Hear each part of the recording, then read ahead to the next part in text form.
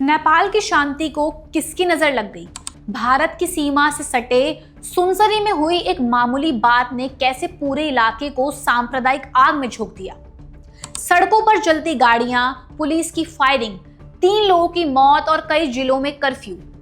आखिर ऐसा क्या हुआ जिसने नेपाल के शांत माहौल को रातों रात खौफनाक मोड़ पर ला खड़ा किया? जानिए सांप्रदायिक हिंसा की पूरी इनसाइड स्टोरी हमारे साथ। नमस्कार, मैं हूं जानसी और आप देख रहे हैं डायनामाइट न्यूज। भारत के पड़ोसी देश नेपाल से एक बेहद चिंताजनक खबर सामने आ रही है। नेपाल का सुनसरी जिला, जो भारतीय सीमा के बेहद करीब है, वहां 2 धार्मिक समुदायों के बीच हुई हिंसक झड़प ने अब एक भयानक रूप ले लिया है। हिंसा की ये आग अब आसपास के अन्य जिलों तक भी फैल चुकी है। स्थिति इतनी गंभीर हो गई है कि प्रशासन को कई इलाकों में अनिश्चितकालीन कर्फ्यू तक लगाना पड़ा है। बताया जा रहा है कि 2 धार्मिक समुदायों के बीच धार्मिक झंडे, डीजे को लेकर कहासुनी हुई, जिसने देखते ही देखते धार्मिक और भावनात्मक रूप ले लिया। सोशल मीडिया पर फैली कुछ अफवाहों और उत्तेजक बयानों ने आग में घी डालने का काम किया। इसके बाद दोनों पक्षों के लोग आमने सामने आ गए और मामूली बहस कुछ ही घंटों में भीषण पथराव, लाठी डंडों की जंग और आगजनी में बदल गई। उपद्रवियों ने दुकानों, वाहनों और सार्वजनिक संपत्तियों को निशाना बनाना शुरू कर दिया।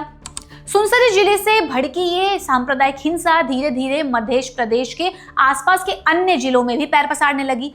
स्थिति हाथ से निकलते देख स्थानीय प्रशासन ने तुरंत भारी पुलिस बल और सशस्त्र प्रहरी बल को तैनात किया। भीड़ को तितर-बितर करने के लिए पुलिस को आंसू गैस के गोले छोड़ने पड़े और कई जगहों पर हवाई फायरिंग भी करनी पड़ी। इस हिंसक टकराव में अब तक 3 लोगों की मौत भी हो चुकी है, जबकि दर्जनों लोग और कई सुरक्षा कर्मी गंभीर रूप से घायल हो गए हैं। हिंसा को काबू में करने के लिए सुनसरी समेत कई इलाकों में कर्फ्यू की अवधि बढ़ा दी गई है और इंटरनेट सेवा पर भी पाबंदी लगाई गई है ताकि अफवाहें ना फैलें। देश में तेजी से बिगड़ते माहौल और हिंसा के बीच नेपाल के प्रधानमंत्री बालेन शाह ने जनता से संयम और शांति बनाए रखने की अपील की है। उन्होंने कहा कि नेपाल हमेशा से विभिन्न समुदाय के सहअस्तित्व और भाईचारे का देश रहा है और किसी को भी कानून हाथ में लेने की इजाजत नहीं दी गई है। बालेन शाह ने कड़ा रुख अपनाते हुए सुरक्षा एजेंसियों को निर्देश दिया है कि हिंसा भड़काने वाले, अफवाह फैलाने वाले और उपद्रवियों के खिलाफ बिना किसी भेदभाव के सख्त से सख्त कार्रवाई की जाए।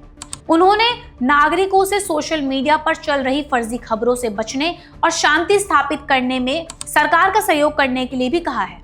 नेपाल में सीमावर्ती इलाकों में बना ये तनाव भारत के लिए भी सुरक्षा के लिहाज से बेहद संवेदनशील है, जिसके चलते भारतीय सीमा पर भी सुरक्षा बल अलर्ट मोड पर है। नेपाल सरकार ने पूरी कोशिश की है कि वे हालात को जल्द से जल्द सामान्य करें। इस दुखद घटनाक्रम और हिंसा पर आपकी क्या राय है, हमें कमेंट करके जरूर बताएं और ऐसी खबरों के लिए देखते रहें डायनामाइट न्यूज।